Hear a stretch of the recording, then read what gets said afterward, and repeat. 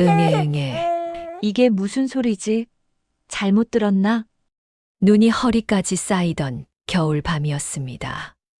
장작을 한 짐 지고 산길을 내려오던 여인은 그날따라 이상하게도 발걸음이 떨어지지 않았습니다. 아니, 정확히는 발걸음이 아니라 심장이 떨어지지 않았습니다. 무언가가 자꾸만 뒤를 돌아보게 만들었습니다. 기분 탓이겠지.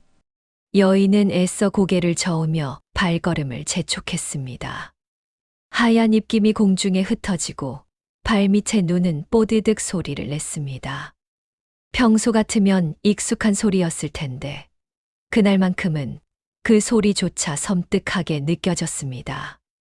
그런데 그때였습니다. 응애. 여인의 발걸음이 멈췄습니다. 등골이 서늘해졌습니다. 분명히 들렸습니다. 아기의 울음소리였습니다. 이 깊은 산 속에 이 추운 밤에 사람이 있을 리 없었습니다. 더군다나 갓난아기라니. 도깨비불인가 여우가 사람 흉내를 내는 건가? 여인은 숨을 죽이고 귀를 기울였습니다. 바람 소리도 짐승 소리도 들리지 않았습니다. 새 소리도 나뭇가지 부러지는 소리도 없었습니다. 세상이 멈춘 것처럼 고요했습니다. 그런데 응애 또 들렸습니다. 이번엔 더 가까웠습니다. 더 절실했습니다. 더 약했습니다. 마치 금방이라도 끊어질 것 같은 마지막 힘을 짜내는 것 같은 울음이었습니다. 여인은 그 순간 도망쳐야 한다는 생각보다 이상하게도 발이 먼저 그 소리를 따라가고 있었습니다. 장작짐을 그 자리에 버리고 눈을 헤치고 숨을 몰아쉬며 여인은 소리가 나는 쪽으로 달려갔습니다. 나뭇가지가 얼굴을 핥히고 눈이 신발 속으로 들어와 발을 얼렸지만 여인은 멈추지 않았습니다.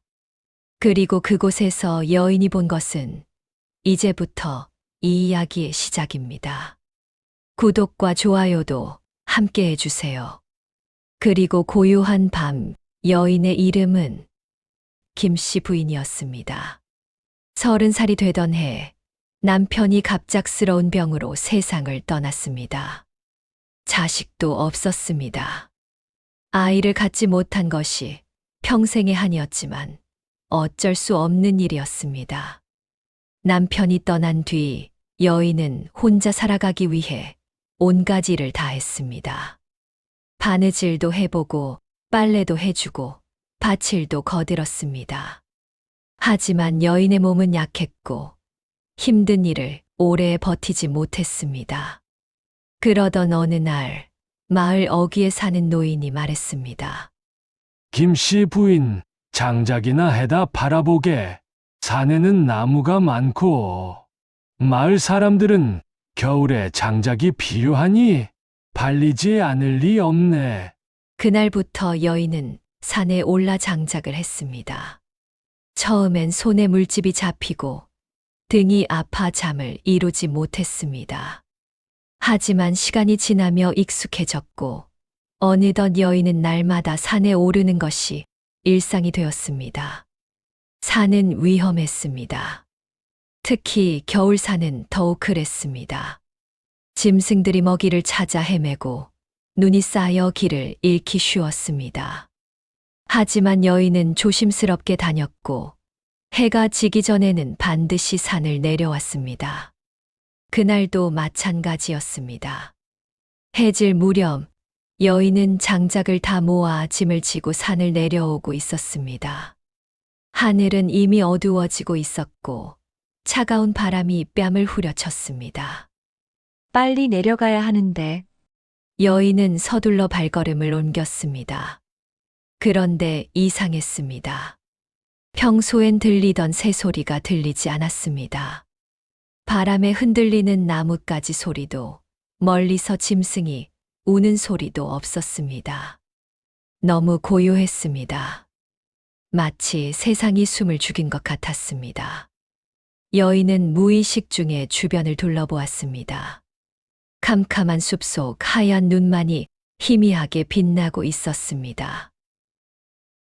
왜 이렇게 으스스하지? 여인은 걸음을 빨리 했습니다. 가슴이 두근거렸고 등줄기에 식은땀이 흘렀습니다. 무언가 잘못되었다는 느낌이 들었지만 뭐가 잘못되었는지는 알 수 없었습니다. 그때였습니다. 응애, 응애. 여인은 그 자리에 멈춰 섰습니다. 심장이 쿵 하고 내려앉았습니다. 손에 쥔 지팡이가 덜덜 떨렸습니다. 뭐지? 여인은 숨을 죽이고 귀를 기울였습니다. 혹시 잘못 들은 건 아닐까? 바람 소리를 착각한 건 아닐까? 하지만 응애, 응애. 다시 들렸습니다. 분명했습니다. 아기의 울음소리였습니다. 여인의 온몸에 소름이 돋았습니다. 울음소리를 따라간 여인은 그 자리에 얼어붙었습니다. 머릿속이 하얗게 비었습니다. 도망쳐야 한다는 생각과 그냥 지나쳐야 한다는 생각이 동시에 스쳤습니다. 마을 사람들이 했던 말들이 떠올랐습니다. 산에서 이상한 소리가 들리면 절대 쫓아가지 마라. 도깨비나 여우가 사람을 홀리는 수법이다. 그 소리를 따라간 사람은 돌아오지 못한다. 여인은 이를 악물고 고개를 돌렸습니다. 그냥 가야 했습니다. 살기 위해서는 그냥 가야 했습니다. 하지만 응애, 응애. 울음소리는 계속되었습니다. 그리고 그 울음소리는 너무나 처절했습니다. 너무나 약했습니다. 마치 금방이라도 끊어질 것 같았습니다. 만약 정말 사람이라면 여인의 발이 저절로 멈췄습니다. 정말 누군가 아기를 버린 거라면, 만약 정말 그 아기가 추위에 떨고 있다면, 만약 내가 지나쳐버린다면 그 아이는 죽을 것입니다. 여인은 눈을 감았습니다. 그리고 깊게 숨을 들이쉬었습니다. 내가 미쳤나? 여인은 중얼거리며 장작짐을 내려놓았습니다. 그리고 소리가 나는 쪽으로 걸어갔습니다. 한 걸음, 한 걸음. 눈을 헤치고 나뭇가지를 밀치며 앞으로 나아갔습니다. 울음소리는 점점 가까워졌습니다. 응애, 응애. 여인은 숨을 몰아쉬며 걸었습니다. 가슴이 터질 것 같았지만 멈출 수 없었습니다. 그리고 드디어 그곳에 도착했습니다. 큰 소나무 아래 눈 속에 파묻힌 작은 보따리가 있었습니다. 보따리 속에서 아기가 울고 있었습니다. 세상에, 여인은 급히 달려가 보따리를 들어 올렸습니다. 보따리를 열자 그 안에 갓난아기가 있었습니다. 아기는 너무 차가웠습니다. 입술은 파랗게 질려 있었고 온몸이 얼음장처럼 차가웠습니다. 하지만 아기는 아직 숨을 쉬고 있었습니다. 약하게, 아주 약하게 숨을 쉬고 있었습니다. 안 돼, 안 돼. 여인은 황급히 자신의 옷을 벗어 아기를 감싸 안았습니다. 그리고 아기를 품에 꼭 안고 산을 내려갔습니다. 장작도 짐도 다 버리고 오직 아기만 품에 안고 미친 듯이 달렸습니다. 눈이 얼굴을 때렸고 발이 눈 속에 빠졌지만 여인은 멈추지 않았습니다. 살아야 한다. 제발 살아야 한다. 여인은 계속 중얼거리며 산을 내려갔습니다. 집으로 돌아온 집에 도착한 여인은 급히 문을 열고 들어갔습니다. 부엌으로 달려가 불을 지폈습니다. 손이 떨려 부싯돌을 제대로 칠 수 없었지만 간신히 불을 붙였습니다. 불이 타오르자 여인은 황급히 물을 데웠습니다. 아기는 여전히 차가웠고 울음소리조차 나오지 않았습니다. 안 돼, 안 돼. 눈 떠, 제발. 눈 떠. 물이 따뜻해지자 여인은 아기를 조심스럽게 씻겼습니다. 차가운 몸을 따뜻한 물로 녹이고 젖은 천을 벗겨냈습니다. 그리고 자신의 옷을 찢어 포대기를 만들어 아기를 감싸 주었습니다. 아기를 품에 안고 불 옆에 앉아 계속 쓰다듬어 주었습니다. 따뜻하게 자신의 체온으로 아기를 녹였습니다. 1시간이 지나고 2시간이 지났습니다. 밤이 깊어갔지만 여인은 한숨도 자지 않았습니다. 그저 아기를 안고 따뜻하게 해주며 기도했습니다. 제발 살려주세요, 제발. 여인은 눈물을 흘리며 기도했습니다. 그리고 동이 틀 무렵 기적이 일어났습니다. 아기가 눈을 뜬 것입니다. 또렷한 눈빛이었습니다. 아기는 여인을 빤히 바라보았습니다. 그리고 작게 미소를 지었습니다. 여인은 그 순간 눈물이 왈칵 쏟아졌습니다. 살았구나, 살았어. 고마워. 정말 고마워. 여인은 아기를 꼭 안고 울었습니다. 기쁨의 눈물이었습니다. 아기와 함께한 그날부터 여인은 아기를 키웠습니다. 마을 사람들은 수군거렸습니다. 산에서 주운 아기라며? 이상하지 않나? 그 깊은 산속에 아기가 있다니 귀신이 아닐까? 도깨비가 사람으로 둔갑한 게 아닐까? 혼자 사는 여인이 무슨 아기를 키워? 제 한 몸 건사하기도 힘들 텐데. 하지만 여인은 신경 쓰지 않았습니다. 사람들이 뭐라 하든 여인에게는 이 아기가 전부였습니다. 오히려 이상한 일이 일어났습니다. 아기를 키우는 게 전혀 힘들지 않았던 것입니다. 아기는 거의 울지 않았습니다. 밤에도 잘 잤고 먹을 것도 적게 먹었습니다. 병에 걸리지도 않았고 보채지도 않았습니다. 무엇보다 아기는 여인을 보면 환하게 웃었습니다.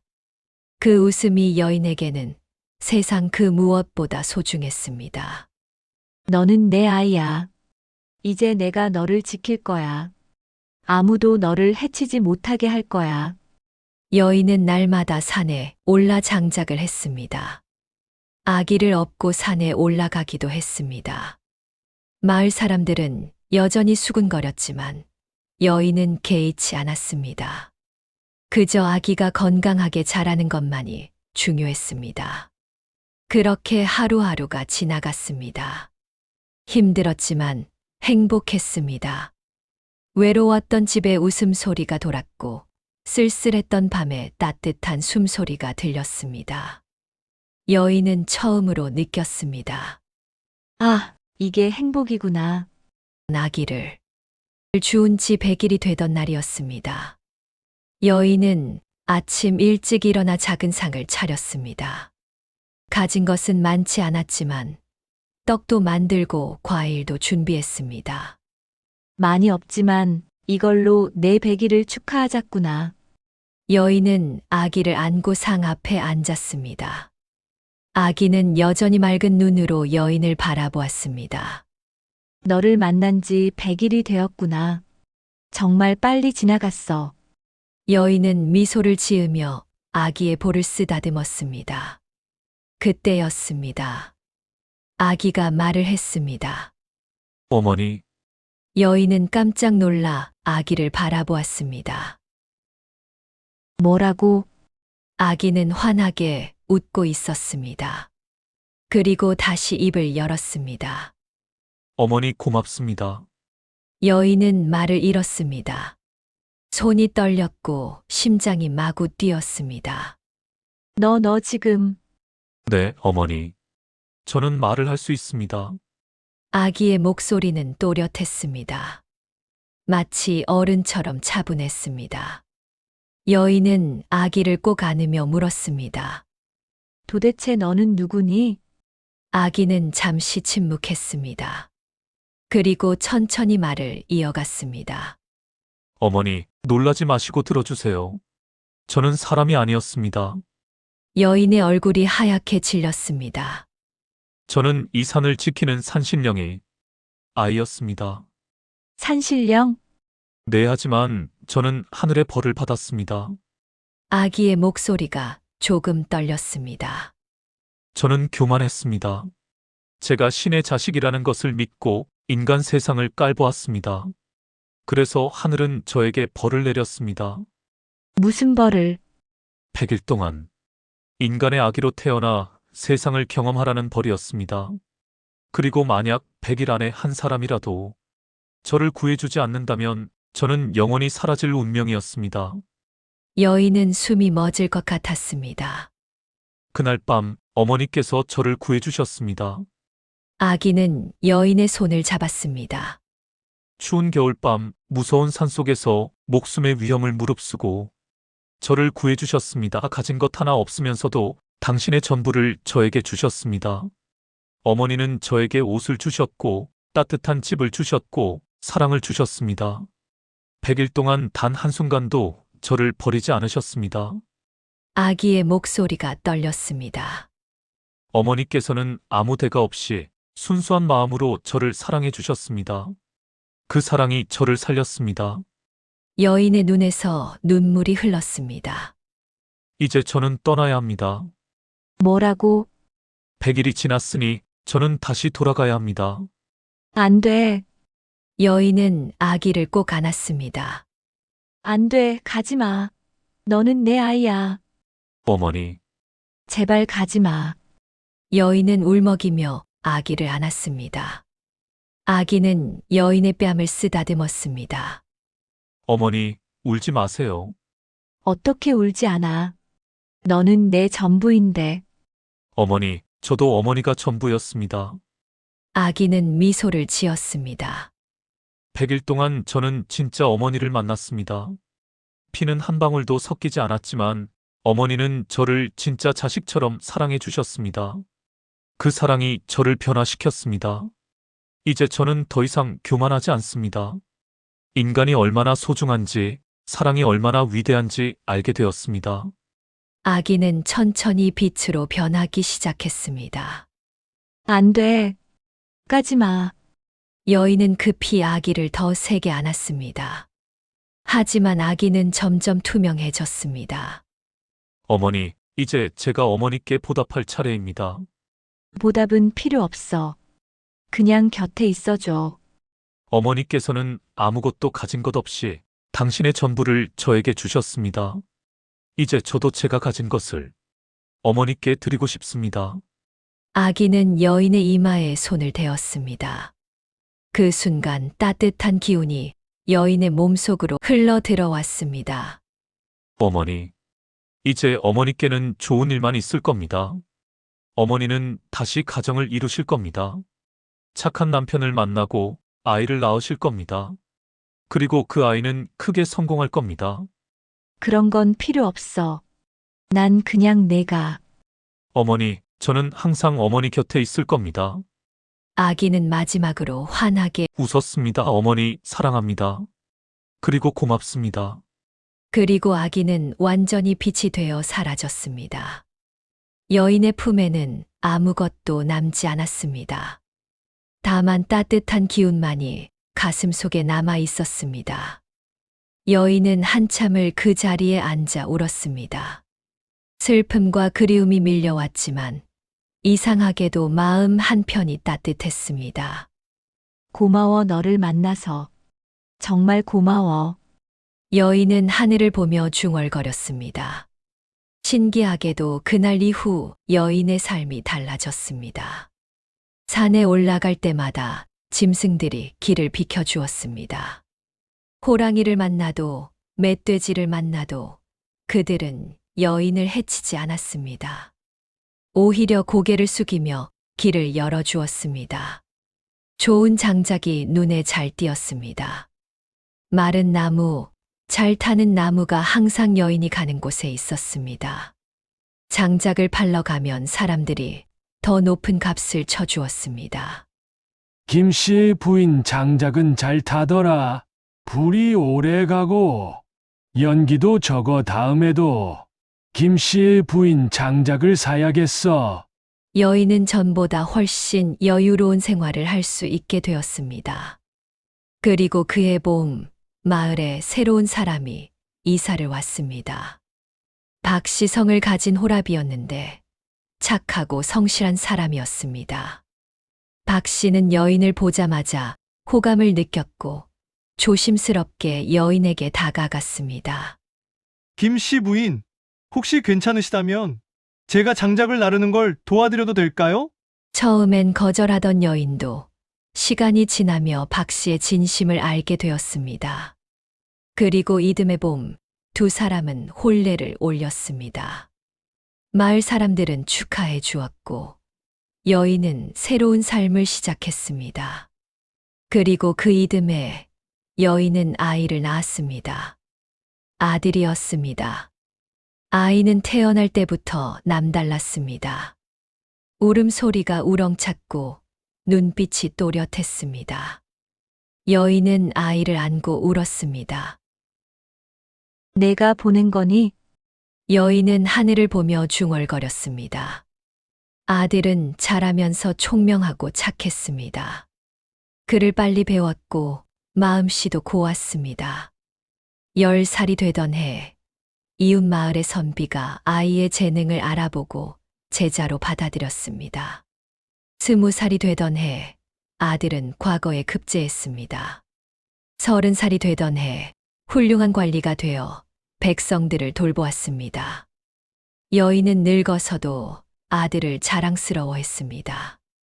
내 덕분이야. 내가 아니었다면 이런 행복은 없었을 거야. 여인은 때때로 산을 바라보며 중얼거렸습니다. 여인이 70이 되던 해였습니다. 병이 들어 자리에 누웠고 가족들은 여인 곁을 지켰습니다. 어느 날 밤, 여인은 꿈을 꾸었습니다. 눈 내리던 겨울밤, 산길이었습니다. 그리고 그곳에서 한 아이가 서 있었습니다. 그날 떠난 아이였습니다. 아이는 이제 어른이 되어 있었습니다. 아름답고 빛나는 모습이었습니다. 어머니, 너니? 네, 어머니 저예요. 여인은 눈물을 흘리며 아이에게 다가갔습니다. 보고 싶었어. 정말 보고 싶었어. 저도 어머니가 보고 싶었어요. 아이는 여인을 안았습니다. 어머니, 행복하셨나요? 응, 정말 행복했어. 내 덕분에. 아니에요. 어머니 덕분이에요. 아이는 미소를 지었습니다. 어머니께서는 저를 살렸고, 저는 어머니께 복을 드렸을 뿐이에요. 하지만, 진짜 복은 어머니의 선한 마음이었어요. 어머니, 이제 편히 쉬세요. 제가 데리러 왔어요. 그래, 이제 갈 때가 됐구나. 여인은 평온한 얼굴로 고개를 끄덕였습니다. 가자, 아가야, 어미 손잡고 가자. 둘은 손을 잡고 눈 내리는 산길을 걸어갔습니다. 그리고 여인은 그날 밤 편안하게 눈을 감았습니다. 얼굴에는 미소가 가득했고 가족들은 그 모습을 보며 눈물을 흘렸습니다. 어머니께서는 정말 행복하셨을 거야. 아들은 어머니의 손을 잡으며 중얼거렸습니다. 그리고 장례를 치르던 날 신기한 일이 일어났습니다. 한겨울인데도 산에서 따뜻한 바람이 불어왔고 여인이 묻힌 곳 주변에 꽃이 피었습니다. 마을 사람들은 모두 놀라며 말했습니다. 김씨 부인은 정말 덕이 많은 분이었어. 산신령도 그분을 축복하시는구나. 그리고 그 이야기는 오랫동안 마을에 전해졌습니다. 여러분, 이 이야기는 우리에게 중요한 가르침을 줍니다. 선한 마음은 반드시 돌아온다는 것. 김씨 부인은 아무것도 가진 게 없었습니다. 가난했고 외로웠고 힘들었습니다. 하지만 그녀는 자신의 전부를 나누었습니다.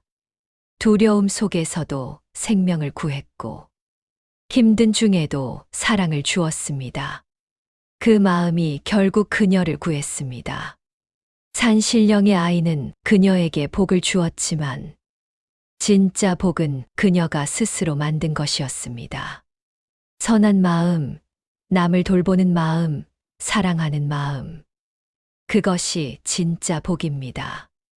우리도 마찬가지입니다. 누군가에게 손을 내미는 일, 어려운 순간에 외면하지 않는 일. 그것이 결국 우리 자신을 살리는 길입니다. 오늘 이야기가 여러분 마음의 작은 울림이 되었기를 바랍니다. 구독과 좋아요는 저에게 큰 힘이 됩니다. 다음 이야기도 기대해 주세요.